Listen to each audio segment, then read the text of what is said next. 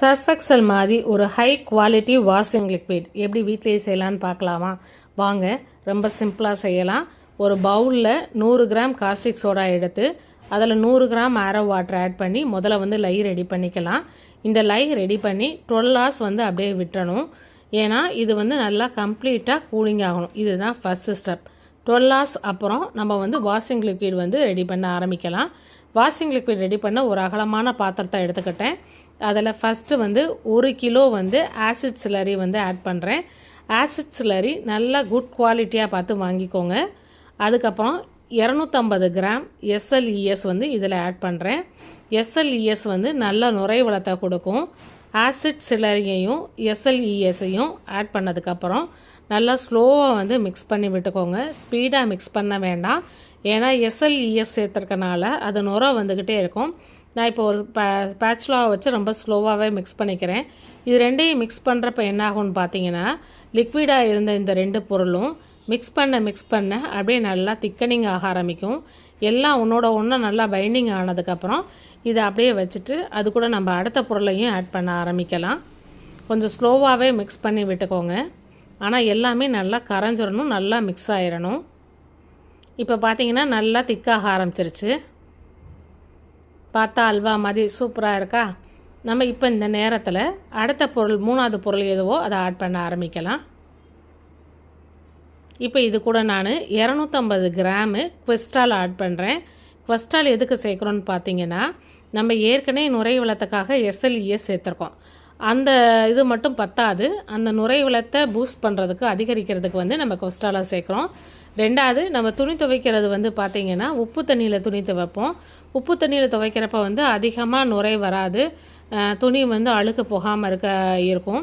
குவெஸ்டால் சேர்க்குறப்ப நம்ம லிக்விட் நல்லா சூப்பராக இருக்கும். நல்லா நுரைவளத்தையும் கொடுக்கும், நல்லா அழுக்கும் போகும், துணியுமே நல்லா சாஃப்டாக இருக்கும். இப்போ எல்லாம் ஒன்று மிக்ஸ் ஆனதுக்கப்புறம் நல்லா கட்டி ஆயிருச்சு. இப்போ நான் இது கூட 2 லிட்டர் அளவு ஆரோ வாட்டர் இதில் ஆட் பண்ணிக்கிறேன். ஆரோ வாட்டர் ஆட் பண்ணிவிட்டு ஸ்லோவாக அதை மிக்ஸ் பண்ணிக்கிறலாம்.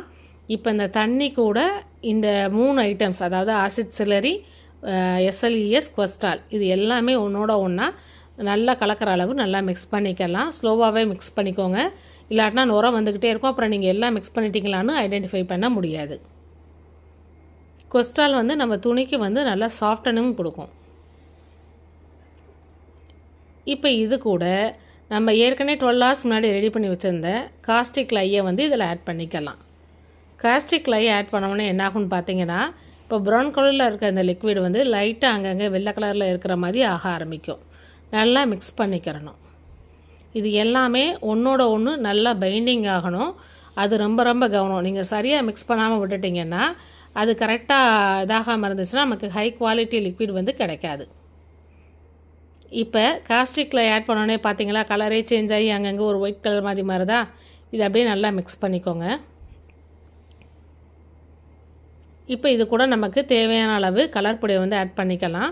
இது கடைகளில் நீங்கள் கெமிக்கல் கடையில் கேட்டிங்கனாலே வாஷிங் லிக்விடுக்கான கலர்னு கேட்டிங்கனாலே கொடுத்துருவாங்க. இது ஒரு சூப்பரான ப்ளூ கலர், நல்லாயிருக்கும். மிக்ஸ் பண்ணுறப்ப பார்க்குறப்ப ரொம்ப அழகாக இருந்துச்சு.